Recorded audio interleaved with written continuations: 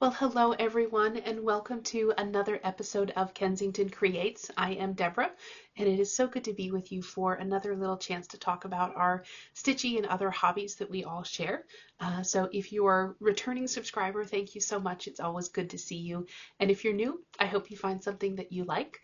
I don't know about you, but it has been a busy last couple of weeks. I have spent a lot of time doing projects around the house.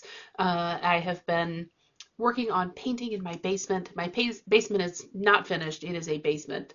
Bare, cement blocks, all of those kinds of things. And so after living here for a couple of years, we're trying to just actually make it feel just a little bit cozier. So painting the walls, doing some weatherproofing down there, getting some new furniture for storage, and Lego displays, the important things in life.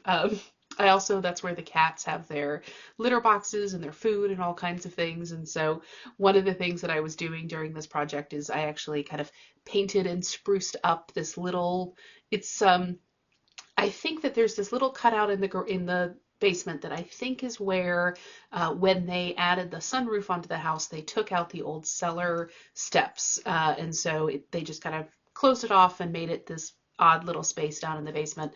So that's where I just have the cat boxes and things like that. And so I painted it and I put a couple of cute pictures up on the wall and, things like that, just because the cats totally care about those kinds of things. But while I was doing this, because it's this kind of little odd space, I was like, this is kind of like a grotto. And then I thought, you can call them El Gato. And so I've decided that this is El Gato Grotto. That's what the name of this little space in the basement is. But, cats may not appreciate it, but I sure do. It makes me laugh. I've got some tea here in my little Highland Coo mug that I picked up. Just too cute to not have. So just ready to sit down and have a little bit of kind of crafty and creative chat with you today. So as I said, thank you for joining me. And it is, despite the fact that I've been doing a lot of those kind of housework projects, I did get some crafting in. So I got a couple of different things to show you tonight. I've got some cross stitch, I've got some crochet, some Legos that I've been working on. I've got a book to talk about, and then also some planners. I've been working on stickering up my planners for the next while. So lots of different things to chat about. All right, so I think let's just launch right into the cross stitch for this episode.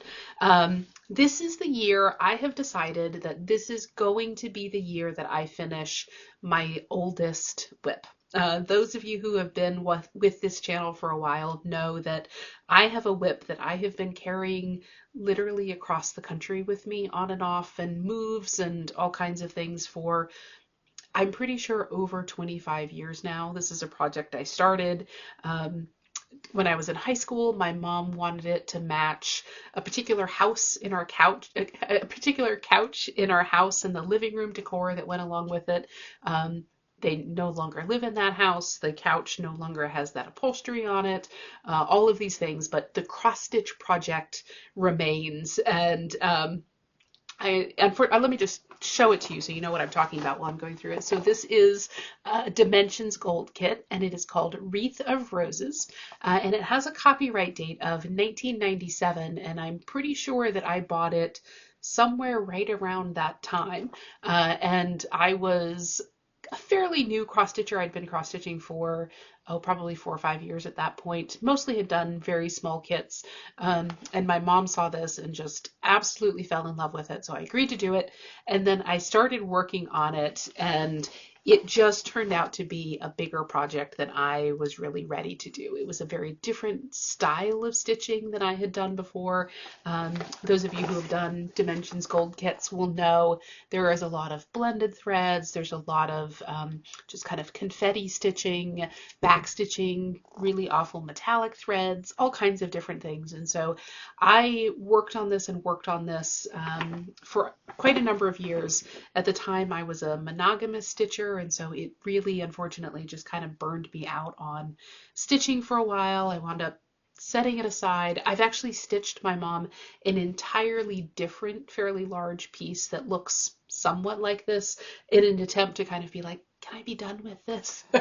But which proudly hangs in her house. But all along, despite all of these things, I have held on to it, and she has held on to her love of this project. So I kind of about the time I started this channel, I was like, all right, I should just finish this project. I can do hard things. I can do this.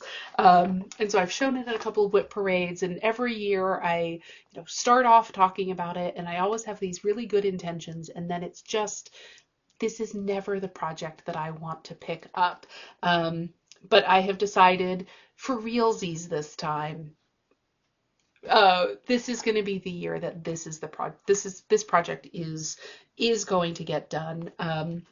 About this time last year, I thought I had come up with a solution that was going to get this thing off my plate pretty quickly, and I was going to turn it into a really large strawberry instead, which my mom was willing to accept. And then a really kind viewer made a suggestion to me, and she said, well, because I will get into this in just a second, but I'm not going to stitch the entire wreath.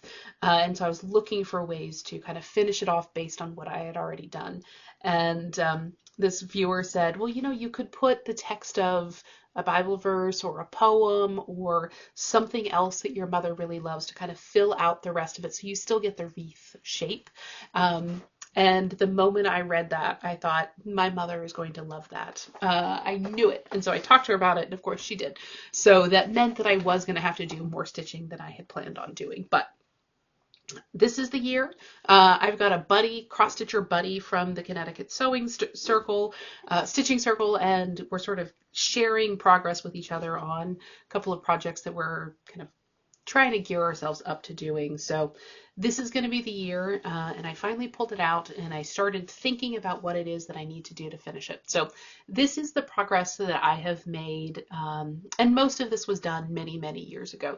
I have not done any of the back stitching at the time. I always waited until the end to do that, and in part it's because I was, using the hoop that I was using. I didn't want to do the back stitching and potentially kind of distort that. And so I started kind of top center and started working my way around, which at the time was a really good idea. But it does mean that my options for only partially finishing the piece are limited because it's very lopsided, and it's not like you can have a wreath that's just the top of it, for example. So initially I had thought, well, the shape is good. I could turn this into a really large strawberry. Let's see if I don't think I can actually turn it into a strawberry shape at the moment. But as I said, I had that really wonderful suggestion to kind of finish out the rest of the wreath shape with words rather than doing the stitching from the pattern. So what I have been doing just very recently is I actually pulled out, I finally made a working copy of the pattern. I didn't know at the time that that was something that you could do, so I was constantly stitching off of the original, which I didn't want to mark on, which also made it hard. But what I did is I made a working copy, and I'll show you the back side of it because obviously I don't want to show you the stitching, which I've managed to put under my little desk here. So what I've done is I printed out some extra grid, and so kind of here and here is the pieces of the pattern where I have stitched, and then let's see if I can find this. On the bottom, what I did is I started marking out the remainder of the curve for the piece and the lettering that I wanted to put in there. And of course, her favorite Bible verse is really long, so I also had to truncate it quite significantly. But what I have done is figure out, based on what I want to show with the lettering, kind of how much more of the piece I should stitch, or I feel like I would like to stitch in order to complete it. So I've kind of gotten over to just starting this top green leaf, and I've decided that I think I'm going to come and stitch. I'm going to cut out this large white or yellow rose, but I'm going to stitch the two smaller ones. So kind of it comes out a couple more inches on the top of the pattern over there, but that will allow me to finish the ribbon as part of the stitching on the top. And then kind of over here on the other side, I have made it to kind of this green leaf here, and I'm planning to stitch down to the other side of this very large rose. So it is still a fair amount of stitching, but I think that over time I have learned some ideas and techniques to help me tackle the project that I didn't know when I was working on this so long ago. And essentially what that's going to give me is it's going to give me half of the wreath that has been stitched, and then it'll give me the remainder of that space to put the lettering in. So what I've done very recently is I just pulled this out, I made that working copy and started to figure out how much more of the piece I would like to stitch to make it feel coherent and planned, not just like I just stopped stitching at some point. So it's a fair amount of stitching yet to do, but like I said, I think I've hopefully got some of the tools in my arsenal to work on that. And then the other thing that I've been working on is trying to figure out the lettering and how I was going to do that. It's been sort of the thing that I knew it was going to take some thought, and so it's been what I've been putting off getting ready for this project. But over the weekend, I sat down and spent some time on it. And what I finally decided, because I kind of arced them out of what I want to write. And of course, you want the letters to be legible as you're curving up. But that also means because you're dealing with a curve, you're either stitching kind of at an angle to the blocks, or you wind up with fairly blocky letters, and getting it to fit into the arc that you are looking for is harder than you might think. And so I finally decided that I am sure that it is possible to make the letters look like this while kind of working at an angle to the grid. That is beyond what I am frankly willing to put the time and energy into to kind of, I would have to completely chart it out, and it would not be an easy thing to do because of the letters sit kitty corner to the grid. So having spent a couple of hours trying to figure that out in different letters and different stitching, what I've decided to do is for the letters themselves, I'm going to embroider them rather than cross stitch them. I know that this is I think this is an even weave. And then so I know that that is not necessarily the ideal fabric to be embroidering on, but I think that that will give me the freedom that I need to shape the letters in the way that I want so that they're flowing in a way that's readable, not like kind of stacked oddly as you're going up that curve. So that's what I've decided to do. Once I got to that point, I was like, oh, this is going to be a much easier project. Because the nice thing about deciding to embroider it is I can actually, I started out kind of figuring out the lettering, which would tell me how much space I needed to kind of fill up with the rest of the stitching that I was going to do, because of course you need to plan that out. And with the embroidery, I don't have to do that. I can just blow up and reduce and expand the design that I'll be transferring onto the fabric, which means I can finish all of the stitching that I want to do, the cross stitching that I want to do. Then I can figure out the dimensions that I have left, and I can create the transfer image and do the embroidery from there, which I think is a really good way to go. I'm not.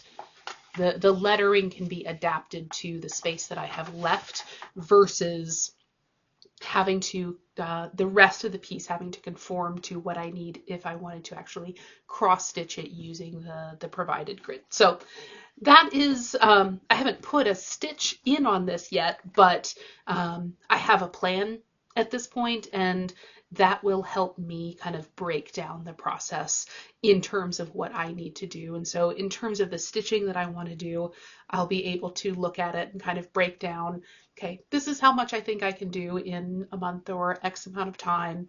How do I do that in order to finish it hopefully by, say, the end of the year or something like that?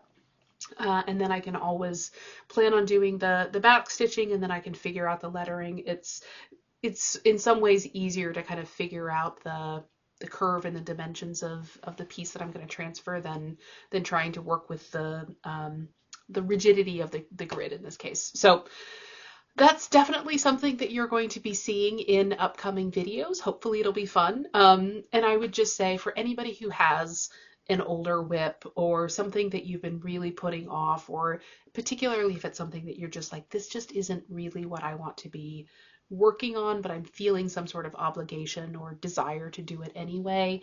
Kind of maybe thinking about only completing part of the project. What could you do that would make the process easier, or still keep with the spirit of the project rather than necessarily stitching every single thing as planned? Or what is it about the project that really is frustrating or difficult or off-putting to you? And is there anything that you can do to kind of adapt and change the piece so that you still get something in the end that you're happy with and proud of, but not necessarily something that you're just like gritting your teeth to get through? So I say this all, at the end of February. We'll see where we are at the end of the year. But I think that, how you kind of get that little click in your brain where you're like, okay, the decision is actually made. It's not just, oh, I'm thinking about making a decision. Like, the decision has been made that this is going to get done this year. So it's just a matter of sitting down and doing it. So that's definitely going to be a major focus piece for me this year. And I know, and the end goal is, in some ways, the end goal is to have the piece finished, but honestly, the end goal is I know that my mother is going to love the piece when it is done, and it will give her pleasure, and so that is also motivating too. So that's something to think about. So that is my kind of stitching plans, what I am planning to be working on as we continue on with this year. In terms of what else I have been working on, I did talk in my last video that I have a substantial yarn stash that I am wanting to kind of reduce down and start using. So I had said I was going to I was making plans to make all of the crochet blankets. I love snuggly blankets in the house, and I like the look of crochet. Obviously, I have all this yarn, so that is the thing that I want to litter all over my house for a while. And so I started working on my first blanket. It was very funny because, of course, having not crocheted for several years, I had to remember, like, kind of how to stitch, what the process was for making some of the stitches, how much yarn went into a piece depending on the weight of the yarn, and all of those things. So I'd had this plan to make, I knew it was going to be small blankets, but once I actually started working on the piece, I was like, oh, this isn't even a blanket. This isn't even like a baby blanket. This is, a chair cover, something like that. So we'll see. But anyway, this is not the most impressive thing in the world, but it is progress, and I have been working on it. It's exactly what I wanted to do. So this is the start of a piece that I am going to basically drape over the back of chairs. I have two sets of this yarn that looks exactly the same. This is using mini skein yarn, and so it's going to be half blue and half gold. And at this point, I have used up 3 of my 10 mini skeins, and I'm doing a moss stitch. So it's fingering weight yarn, moss stitch. It is very dense, but it does go fairly quickly. I would say somewhere between 75 minutes and 90 minutes is what it takes for me to kind of stitch up one of these mini skeins. And you can see that there is a little bit of color change between the skeins, but they are intended to be a gradient, but they flow together, but you can, if you look, you can tell that there is difference there. And the nice thing about this is, obviously yarn is quite flexible and stretchable, so I will be blocking this when I am done, which is going to give me some significant extra shape and sizing going in both directions. But it's still going to be, it'll be, I don't know, 18 inches wide or long or something like this. So it's not going to be, this isn't a blanket, but the whole purpose of this is just to drape over the back of those chairs. So that works for me. So I am just starting on my 4th mini skein, and I've got, so I'm nearly done with the sort of blue. This one does veer quite significantly into greens, and then I've got my gold sets that I'll be working on kind of on the other side of the piece that we'll be moving forward. And then I've got a whole set of these same yarns, identical, to do a second one. I'm probably not going to launch straight into the second one the moment I finish this one. We'll work on something else, but I can come back to it. So just something really little that I can work on. I did pull out some yarn to start on another kind of throw in the house yesterday. Wound up not actually getting started on it, but you know, I've caked it up. I've started doing the cakes and getting ready, so the process is starting. So I enjoyed that, but it was really enjoyable to get back into crocheting after a couple of years. It did take me a little while to, I figured out that the muscle memory remembered how to do the stitches, but my brain was having to kind of catch up a little bit and remember, like, is this a slip stitch? Is this a single crochet? Did I just do a double crochet? What stitch am I doing? I was doing them properly, but I was having to think, like, okay, which stitch is that I just magically was able to do? So it took a little bit of kind of rethinking that as I was getting going, but it's an extremely repetitious pattern and design. Obviously, that's why I chose it. But it's nice to just sit in front of the fire and have an audiobook going and just sit and go for a little while. I've mentioned before, like, this hobby predates the cats that I have in my house, and so far they haven't been super interested in it, but there have been moments.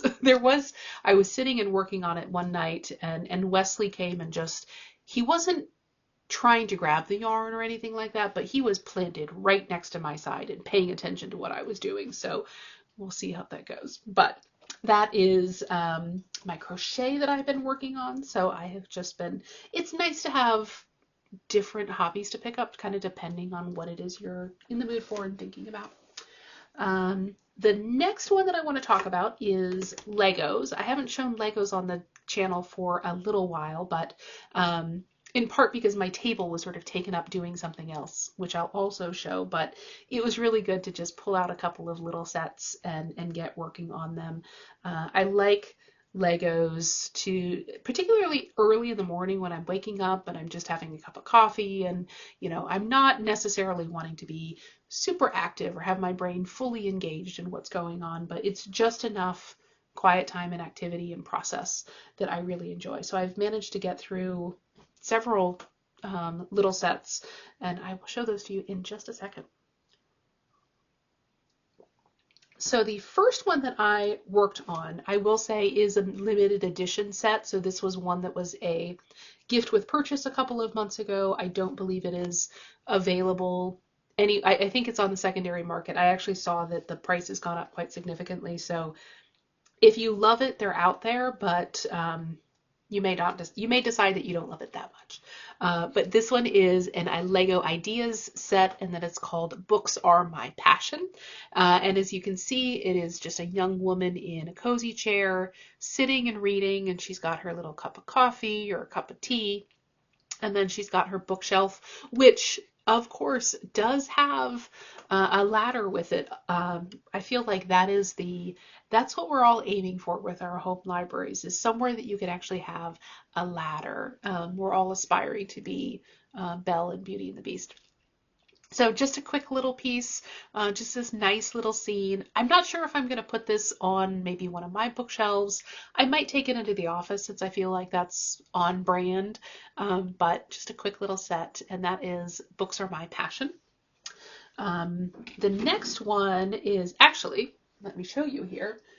This is a piece that I got from a family member for Christmas. This is a fun little vase that I picked up. So these are the cherry blossoms and just one of the botanical sets that I put together, and then I figured having it here in the vase gives you a little bit of visual, something to take a look at in the background when I'm working on things. But I always really enjoy the botanical sets. They are so clever in what they are able to do and the pieces that are used.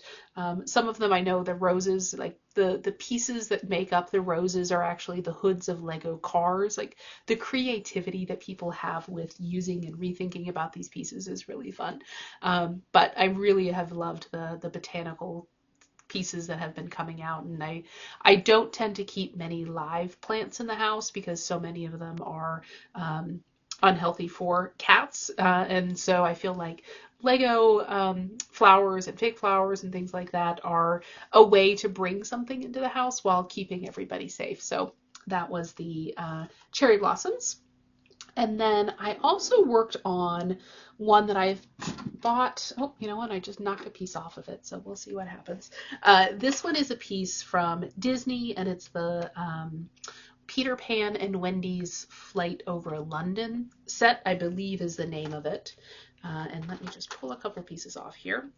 And so it's just this very little kind of obviously not monochromatic, but monotone, monocolor. Anyway, you know what I mean. It's kind of this very stylized blue version of London with all of these very different perspectives. We've obviously got the large Big Ben Tower. We've got the house that's kind of a medium size. And then as you go down, you've got various different bridges over the River Thames. And then here, those are actually just sort of the rooftops of houses. So kind of showing what it looks like as you're rising up, flying in the air, kind of recreating that scene from the Disney version of Peter Pan.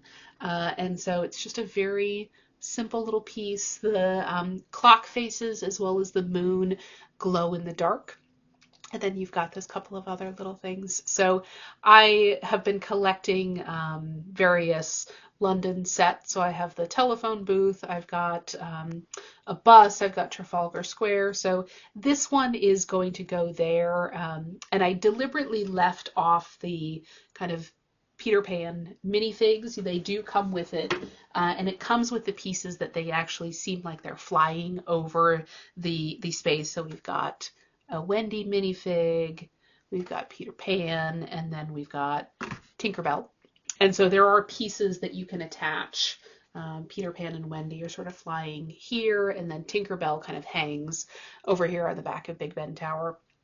But I decided to leave them off just because that way it's just a London piece as opposed to specifically a Peter Pan piece, but really enjoy the stylized approach to that one in many different ways. So I was glad to kind of get that one taken care of, and will soon be in my Lego, or excuse me, my London setup, which is going to go into my freshly painted basement.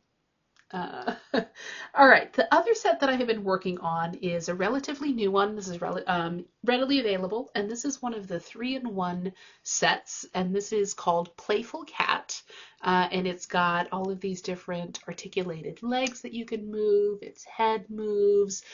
You can kind of move the ears up and down if you want to, the tail.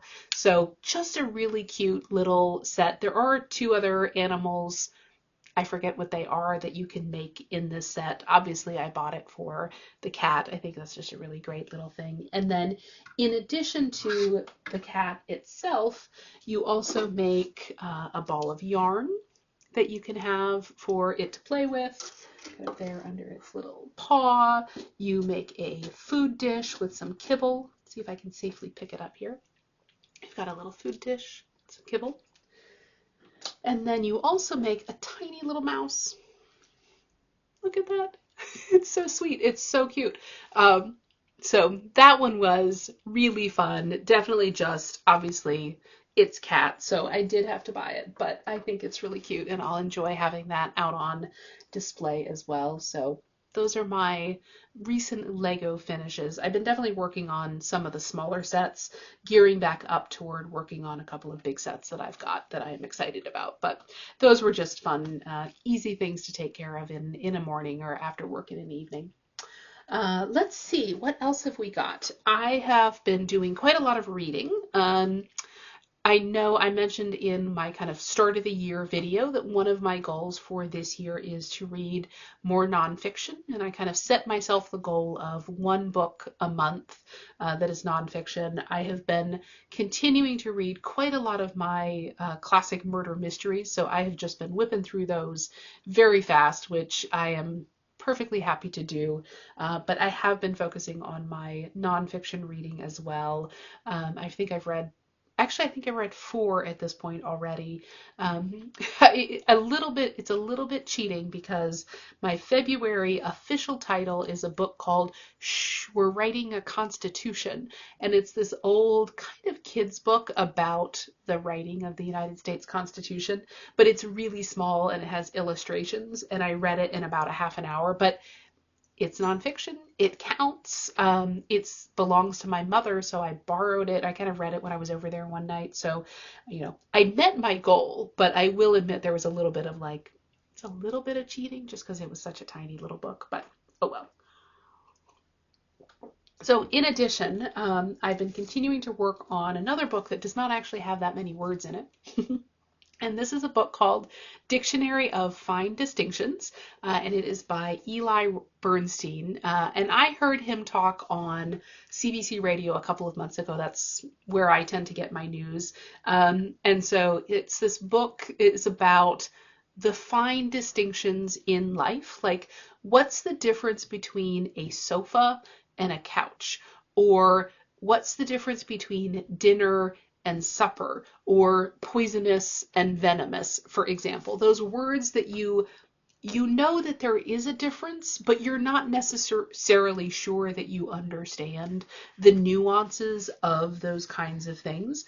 And so each of the entries is very, very short. There is an illustration with each of them.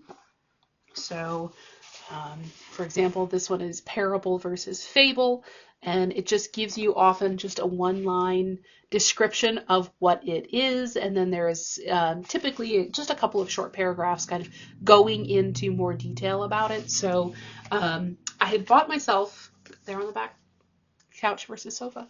I had bought a copy of this for myself just before Christmas time after I heard about it, and then we did a book exchange for Christmas rather than giving presents for everybody. We decided to have a book exchange, and so this is one of the books that I put in as one of the titles on offer, and it was like the hit of the book exchange. Everybody was very excited about this and reading it, and so that left my house with somebody who was very happy to have it, but I still wanted to have it for myself and read it, so I did buy another copy. So I've just been kind of working through it. I'm about halfway done at this point. You may not, if you read too many of them in a row, you may not remember all of the details of everything that has been told to you, but I think it's a really handy little book to have around. It's easy to understand. It's got these fun illustrations, and it's useful. So I recommend it. Dictionary of Fine Distinctions. Check it out.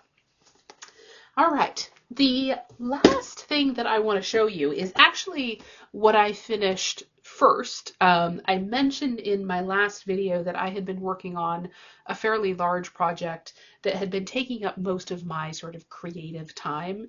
And that has been working on putting out my planner, doing my planner spreads with stickers for this year. And so this was my planner that I chose for this year. I tend to like them very simple. So the original actually has the date here, and I happen to have this sticker that just almost exactly matched it, and so I just stuck it on, and I feel like I'm very proud of that.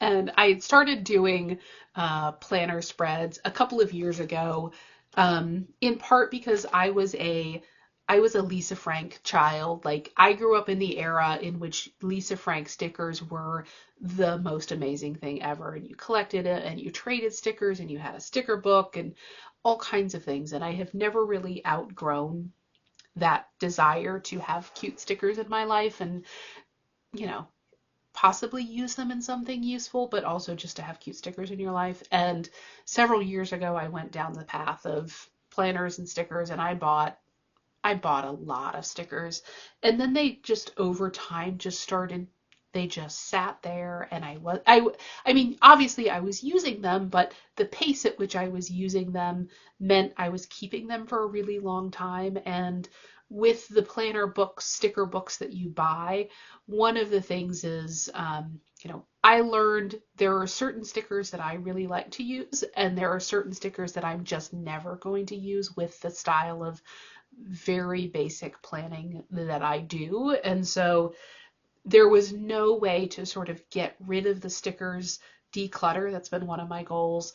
There was no way to get rid of all of the stickers that I wasn't going to use without using up the stickers I was going to use, because they're all on one page, or, you know, they're jumbled up together in the books that you get. So in order to sort of declutter and get rid of things, I had to basically use the rest of the stickers, because then I could say, okay, on this sheet, I have used the stickers that I want, and I'm going to get rid of everything else.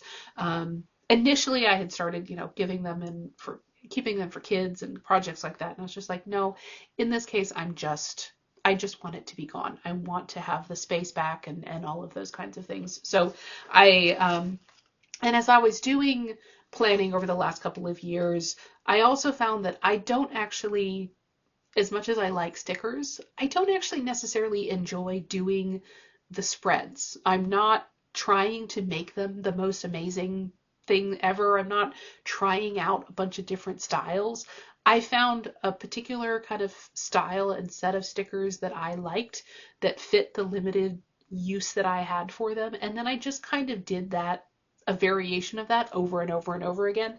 And so for some people, getting your, you know, doing your spread for the week is part of your weekly ritual. It's a really big deal. And I love that for other people. I do.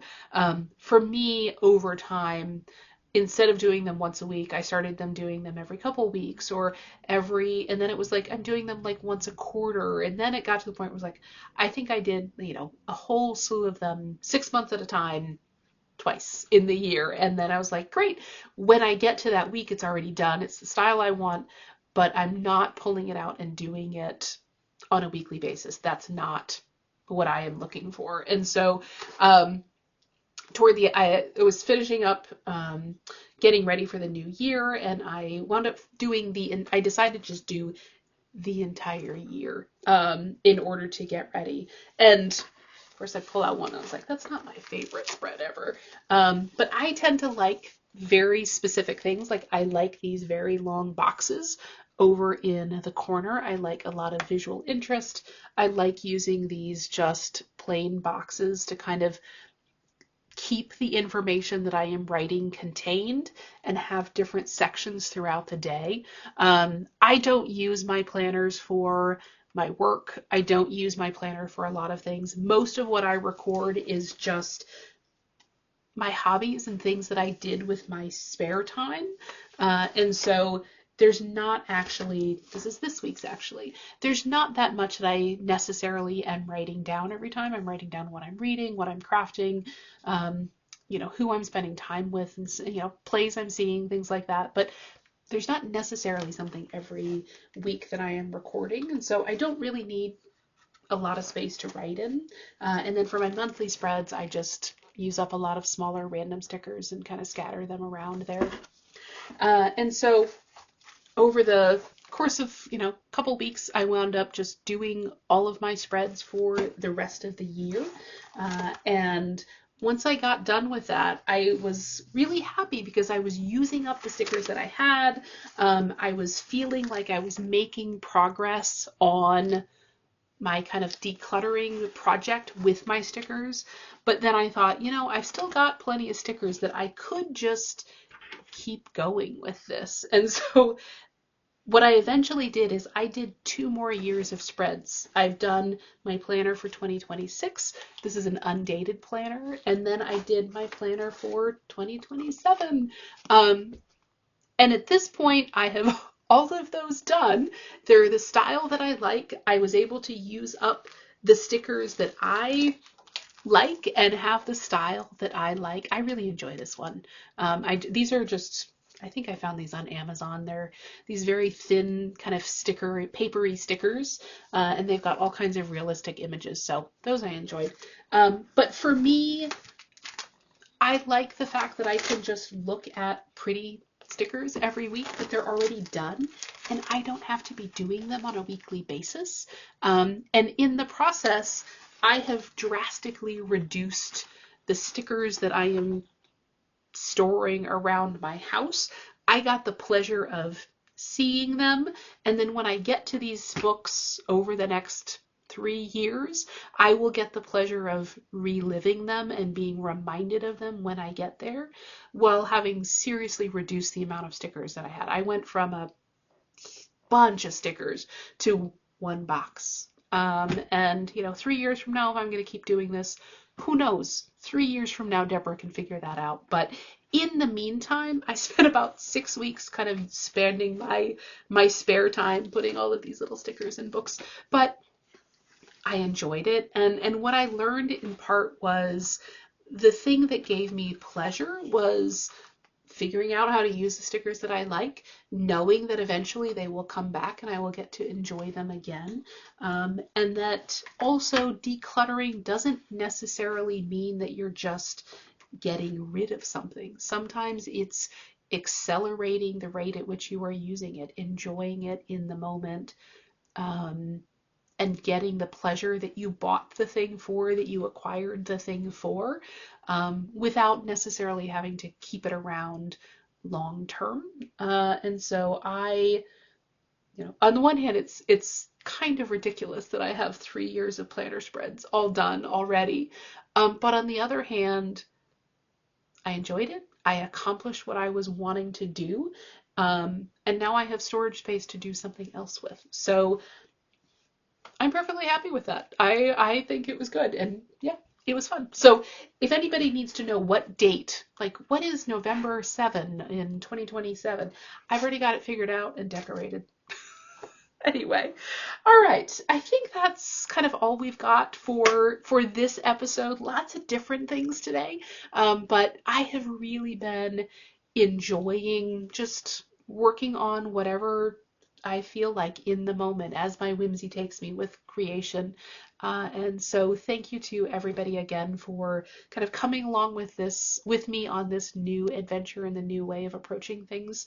I am glad that it's hitting home with some people, so I am glad. But all right, I will wrap up. I'm going to enjoy the rest of my tea. I hope that you enjoy the rest of the day that you have while you are watching this, and I will catch you in the next episode. Bye, everybody.